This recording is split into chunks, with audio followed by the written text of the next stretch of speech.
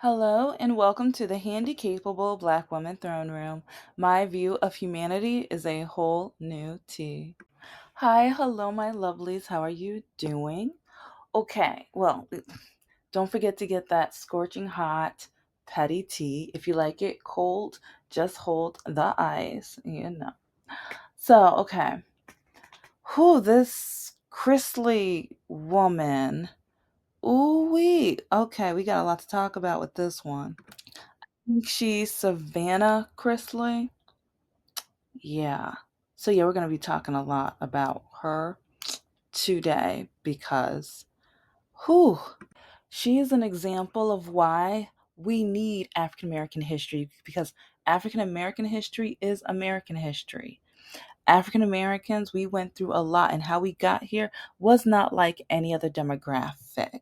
So let's get that right. And then throughout time, even after we were freed, they still refused to treat us like we were human, refused to treat us like we were equal and just, and, like that we didn't deserve equal housing, education, and even just getting a car loan or a bank, like being able to go into a restaurant. Like that's why we had the green books and everything like that. So I kind of doubt that she knows much about our history. And at the same time, she's so stuck on her political daddy. Yeah, the orange man. Especially since he did her such a huge favor. Because I kind of wonder, is that why she's so, like during the entire, okay, first, did you watch The View? When, like, because she's a guest host because Alyssa had like her, like all of a sudden she was like, oh, I'm having my baby, so they had to fill her seat during her maternity leave and everything like that. So they started off with this girl. I'm just like, okay, like, I, yeah, I was already kind of like, oh, let's, I was like, but like, I mean, I'm not gonna say she grown on me, but I'm used to her, and I'm used to her ignorance, especially when it comes to people of color and Black people. So I'm like, okay.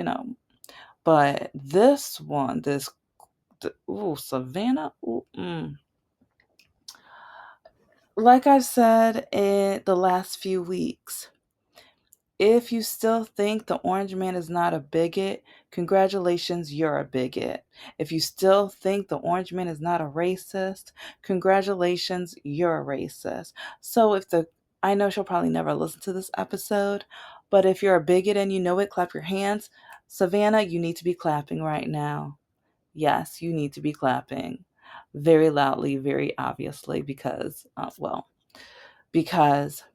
going to go through quite a long list. And yes, I've talked about all of these things before, but it's just amazing with how some people are still hanging on to dear life, trying to say that this orange man is not racist, not a bigot. And some people might even turn around and say, well, you talk about white people. Yeah. Yes, I talk about white people, Middle Easterns, Asians, Black people. I talk about anybody and everybody and the mistreatment and like the inequalities and just the craziness and the unfairness that we are going through within the America. So, yeah, I do, but I'm equal and fair with all of it. And I have never been. Never. So, and when I do talk about white people, I talk about the colonizers and I talk about the Underground Railroad. See, there's more than two different types, but two main segments of each type.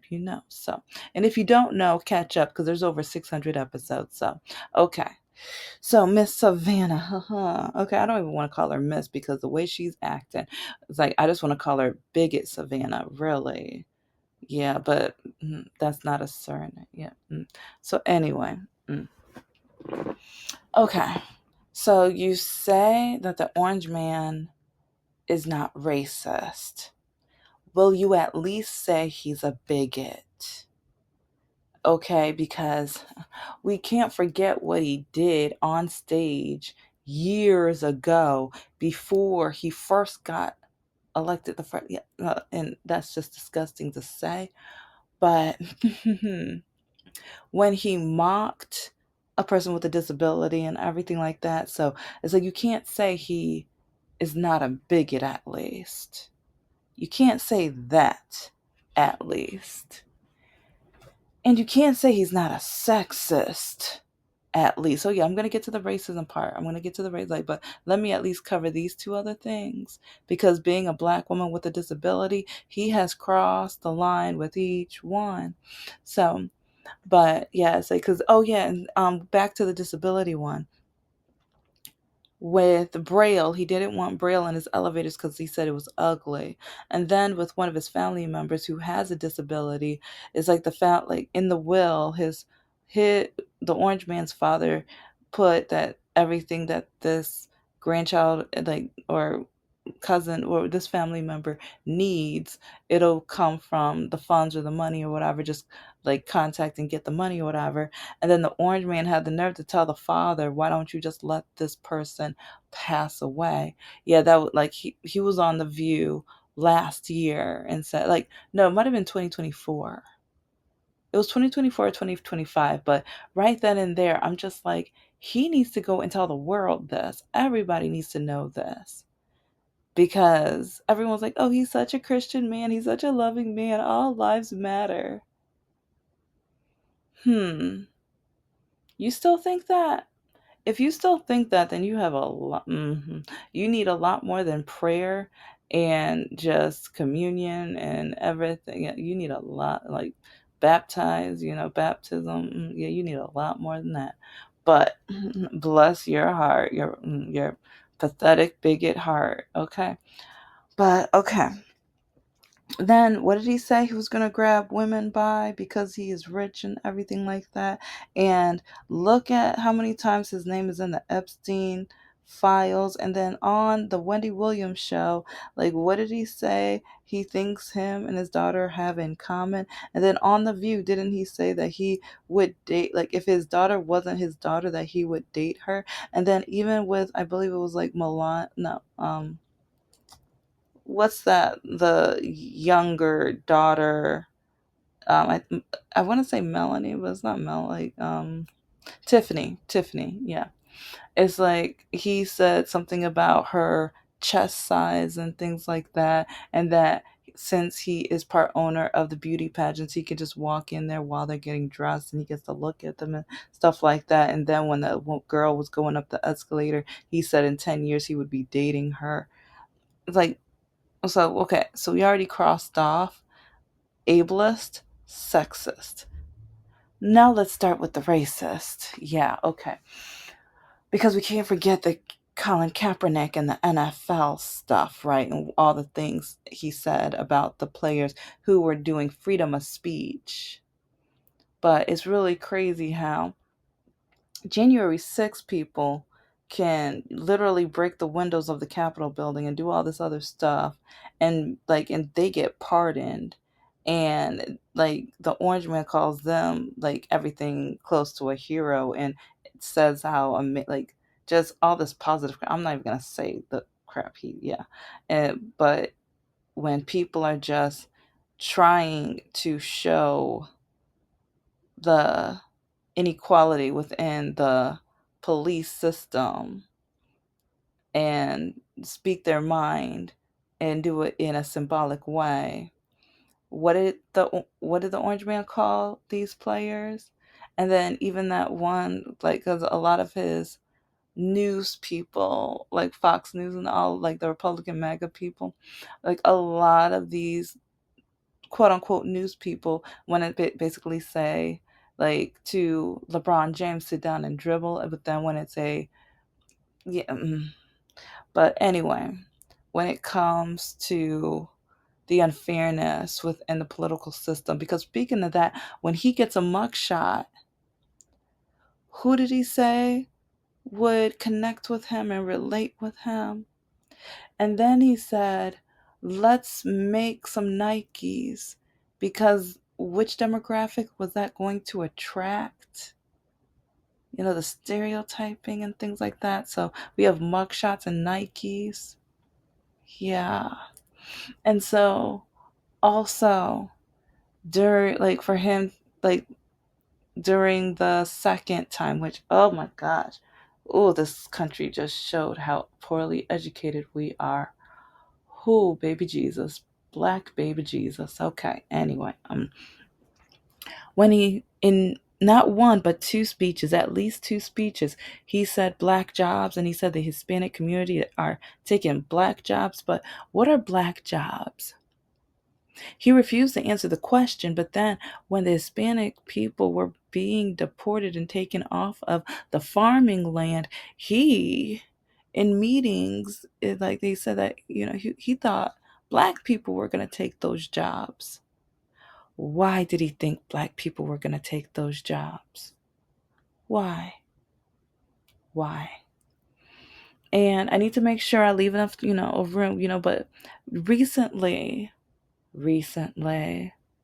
the Obamas depicted as monkeys, and then back to you know our amazing, amazing former president Obama.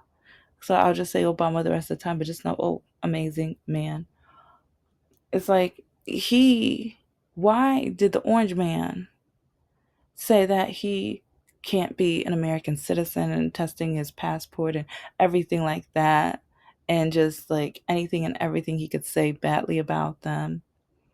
Right? Right? I don't know. It's just, and then even with Kamala, there was a couple racist things. Mm, you know what? I might get that to a different in a different episode. But it's like we already know about the Parkland Five. If you don't know, I talked about this a few times. Look it up. And like, so yeah, the Parkland Five, innocent.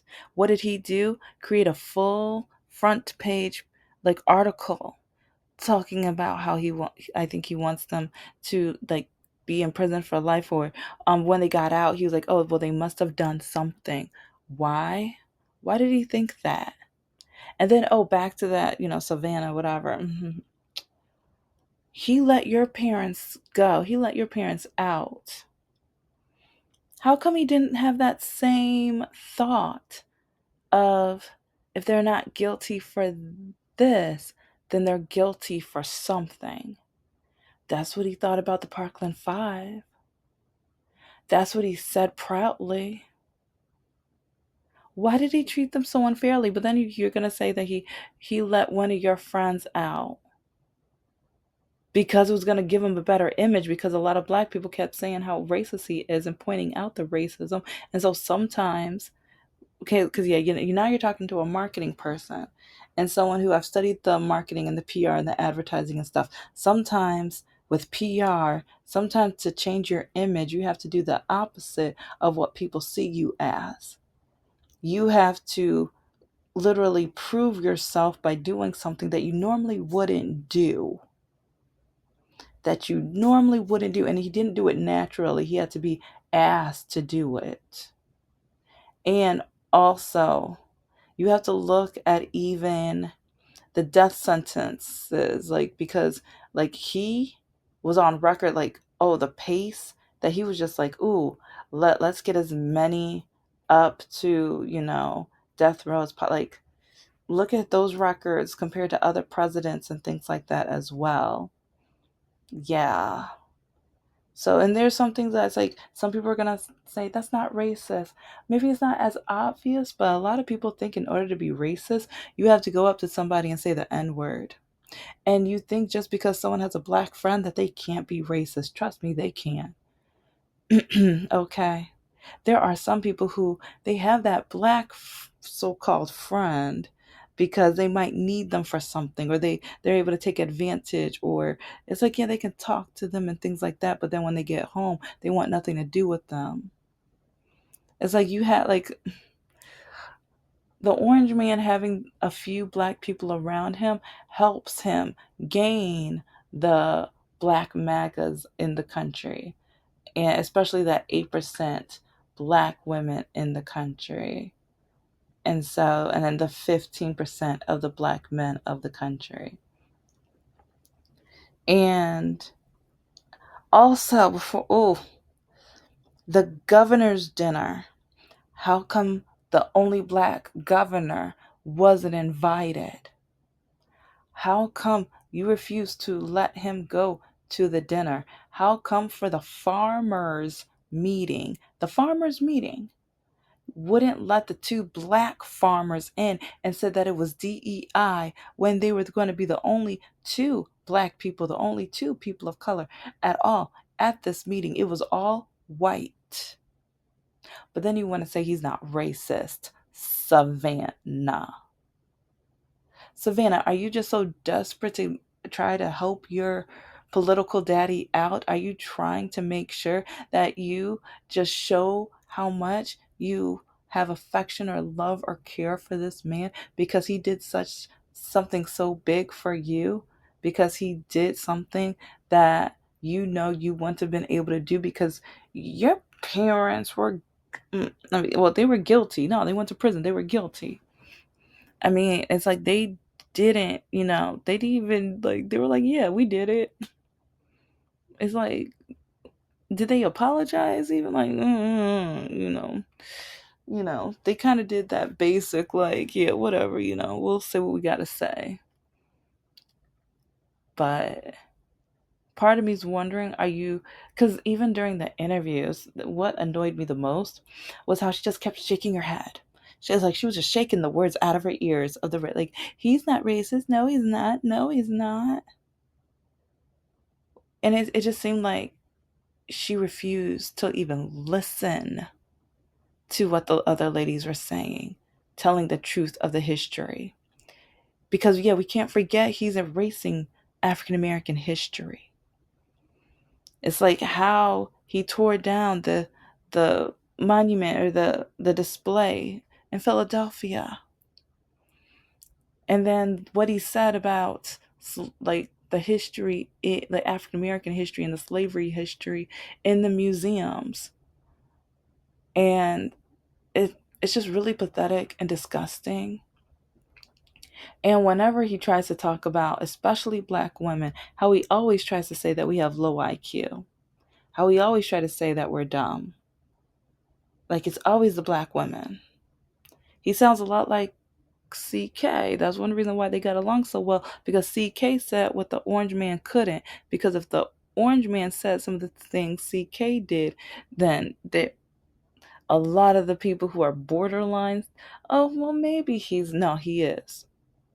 He is. Point blank, period. He's a racist. Savannah, I know he did your family a big favor.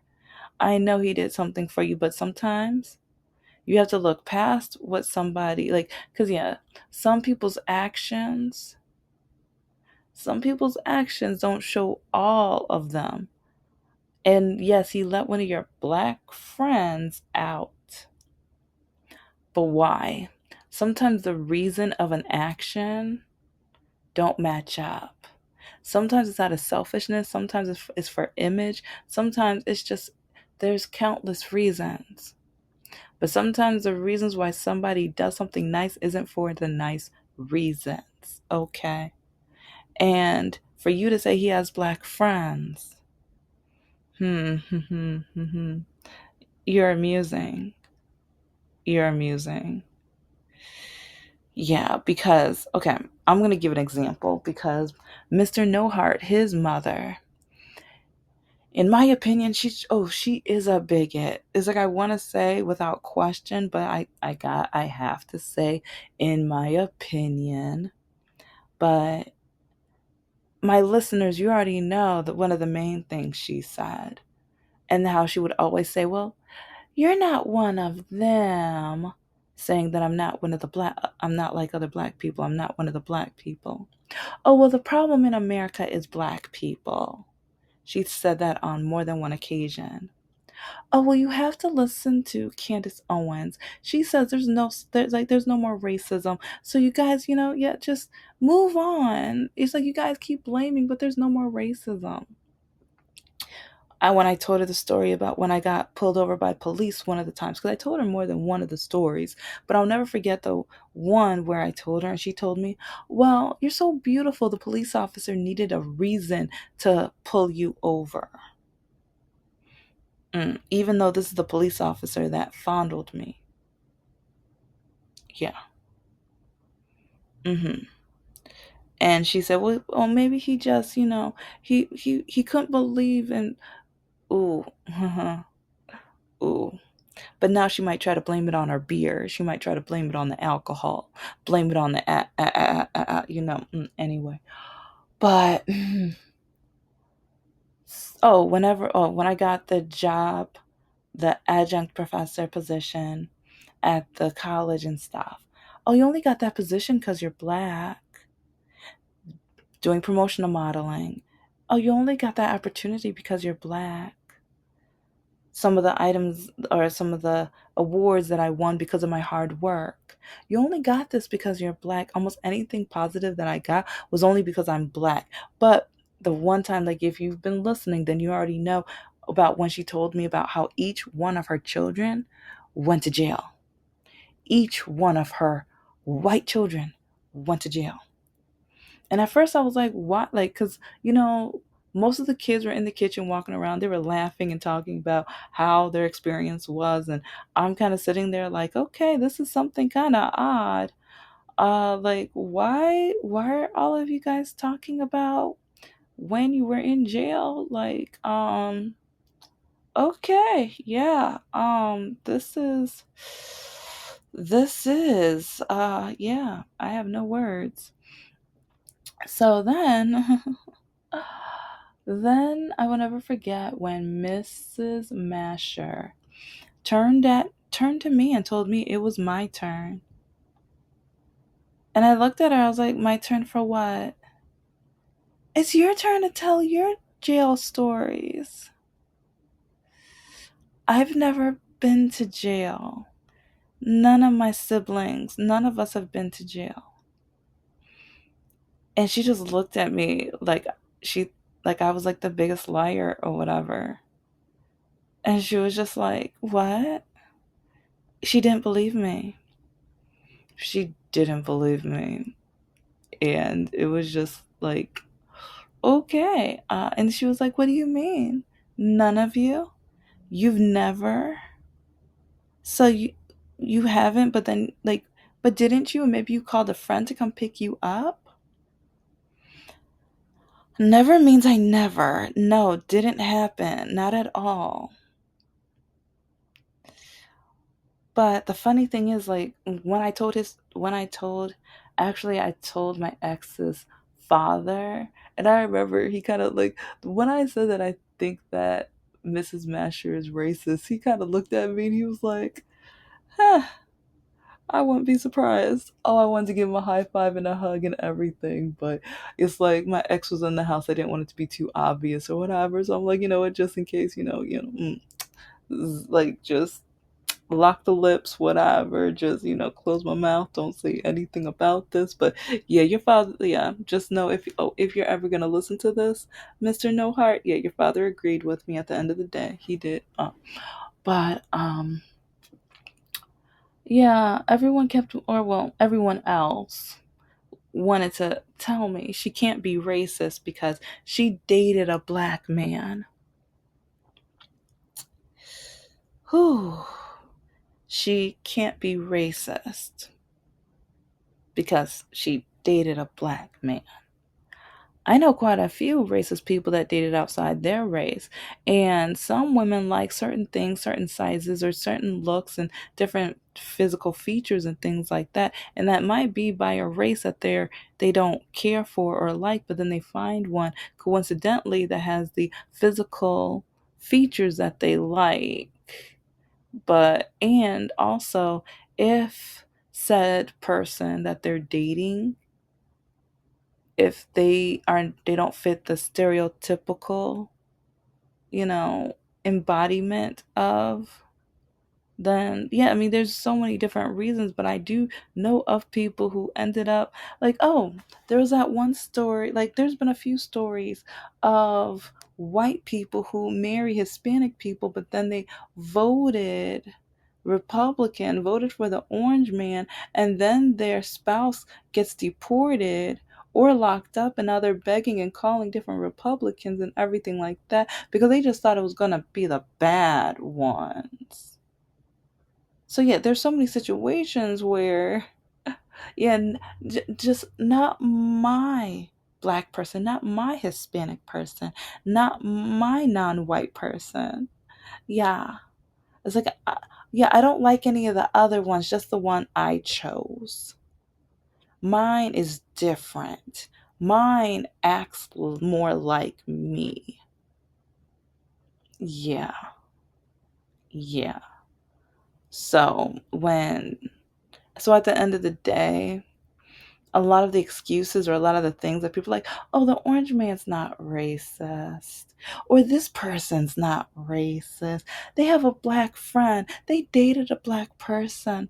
Oh, they work with black people. They hire black people. Yeah, not maybe not anymore because they took away DEI, but they don't understand that a lot of bosses, a lot of people, like they don't want to hire black people. They don't want to, and but some of them had to, but now they don't have to, so now you're gonna see the percentages change a lot. Yeah, so look out for that, pay attention to that. Yeah. And because I will never forget when Mr. No Heart's roommate was saying how he wishes there were not as many black people. And I remember looking at him, I'm like, hold up, wait a minute, what? And he was like, no, no, no, I'm not racist. It's like, but they don't work as fast. And it's like the things they talk about, I don't get what they're talking about. And it's just like, okay, just be quiet, just shut up, just mm, mm, I mean, if you just had pointed out the things that you don't like some of your coworkers saying, but now you're putting them all in one group, acting like all of them do it. But then, just like my ex's mom was like, well, no, no, well, I work with black people, but yeah, but now you're saying you wish you didn't work with black people, like, so yeah, you want the job, but not the people that come with the job. Right now, that is. So, but okay, back to Savannah. Savannah, like if you're still going to say that the orange man isn't racist, and yes, I threw in an example because I hear this a lot. I hear a lot of people say this person can't be racist, and I'm not saying that Mr. No Heart's roommate is, but like even when he would listen to the news sometimes and talk about like black people who got pulled over and things like that, he would always say, oh, they should have obeyed, they should have obeyed. Like, oh, I wonder if he would have said that about the two white people that just got eliminated by ICE. I wonder what he's going to say then. I wonder if he's going to say the exact same thing about those two people then. Yeah, so, but Savannah, if you're going to have the nerve to say someone is not racist, but then you're not going to hear from the other side, and or that you feel like you owe this person, the if you owe the bigot as much credibility, if you need to defend him so hard and so much because he did something that he didn't have to do, he shouldn't have done because they were guilty, but he didn't have to do. Yeah, because at the end of the day, at the end of the day, and also, well, you know what? I'll just leave that for another episode. But what are your thoughts? And there's more things that the Orange Man has done that proves that he is a qualified bigot, or that he should have his license in bigotry and things like that. I have read several stories about the more education you have, the more likely that you will be a Democrat. And with how this country is shaping and looking right now, I see why they voted the way they did. I see the hatred within. I see the bigotry within. I see how much effort they put into not learning about people that are different than them.